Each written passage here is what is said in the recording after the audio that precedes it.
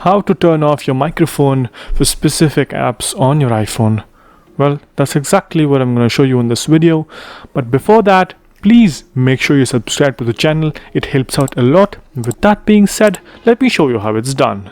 So microphone access can be denied by default for some apps, and they might be not working for you in some cases.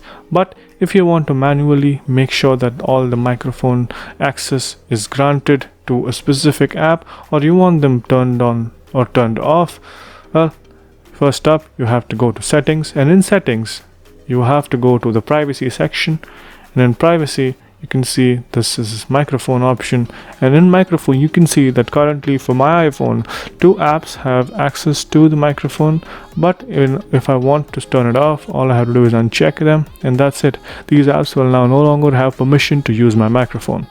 But if the case is not this and it is the opposite, well, you'll have to do the same thing, but in the end all you have to do is turn them on, and that's pretty much it. The microphone will now be given access and you can use it in the apps that you want to use them on. That's pretty much it. Thank you for watching. I hope you guys liked this video.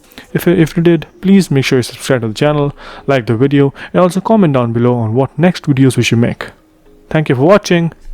Bye bye.